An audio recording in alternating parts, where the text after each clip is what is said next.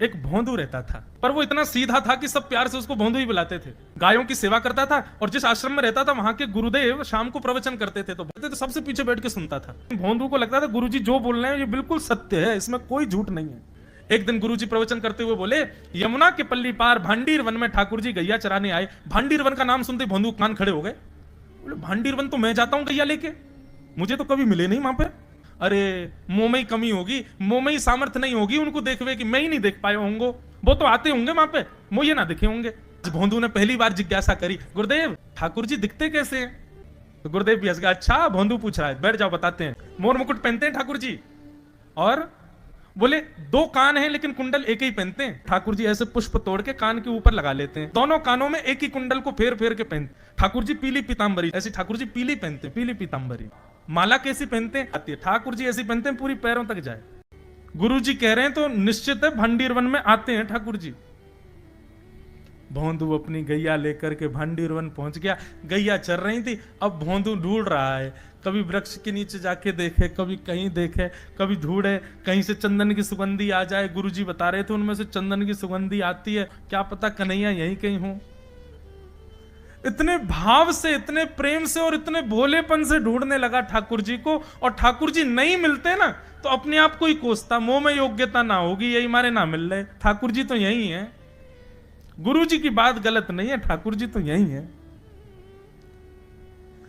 उसके उस सहज भाव पर, उसके उस सरल भोंदूपने पर ठाकुर जी रीझ गए।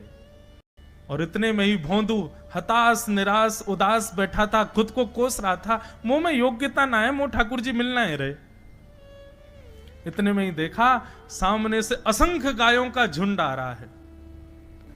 तभी देख रहा है भोंदू पीतांबरी पहनी है, गले में वैजंती माला धारण की है, सिर पर पाग पहनी है, एक कान में कुंडल है, मंद मंद मुस्कुरा करके दतुइयां दिखा रहे हैं, कटाक्ष नेत्रों से कभी इधर देख रहे हैं कभी उधर देख रहे हैं, अपनी वेणु को कमर में कस करके गैयाओं के गले में गलवैयां डाल करके श्याम सुंदर भोंदू की तरफ चलते भय आ रहे हैं। ये दृश्य देख करके हाथ पांव कांपने लगे भोंदू के। उसको लगा मेरे पास तो आएंगे ही नहीं है, वहीं से मुड़ जाएंगे, अब मैं उनके पास जाके उनको असहज नहीं करूंगा, यहीं से देख लूं, यहीं से प्रणाम कर लूं।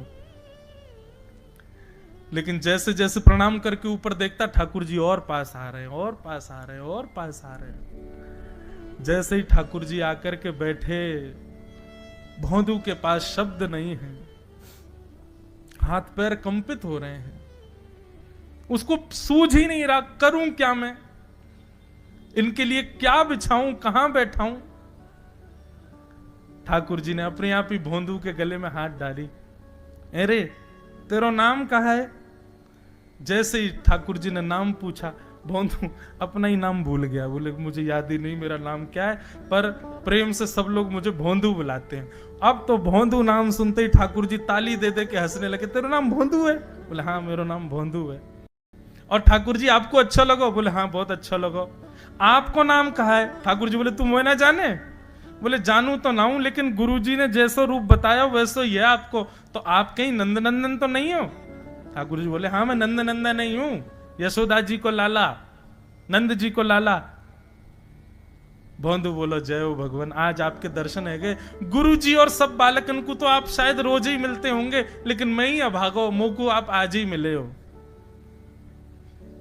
ठाकुर जी बोले अब चल बात मत बनावे, जल्दी कछु खवा, मुंह को भूख लग रही है। भोंदू एक कपड़े में रोटी बांध के उसमें मिर्च और गुड़ रख करके लेके गया। 2 रोटी थी, भोंदू ने जैसे खोली, एक रोटी ठाकुर जी के सामने धर दी, एक अपने पास रख ली, बोले मैं भी तो खाऊंगा। ठाकुर जी ने बढ़िया रोटी ऐसे घुमाई और प्रेम से गुड़ खामे और रोटी पान लगे प्रेम से, और ठाकुर जी तो चप चप करके नेक देर में पा गए। भोंदू तो भूल ही गया, मुंह खानो भी, वो ठाकुर जी को ही देख रहा है। ठाकुर जी बोले और जोर की भूख लगी है, ला अपनी रोटी दे दे। भोंदू बोलो मुंह को भी भूख लगी है। बोले अच्छा चल आधी आधी खा ले, या मैं आधी तू खा ले आधी मैं खा लूं, दोनों खा लिए। कल तो नेक्स्ट से ज्यादा सी रोटी ले आइयो, भूख ज्यादा लगे, और सुन यही समय आइयो, मिलूंगा कल भी तोते।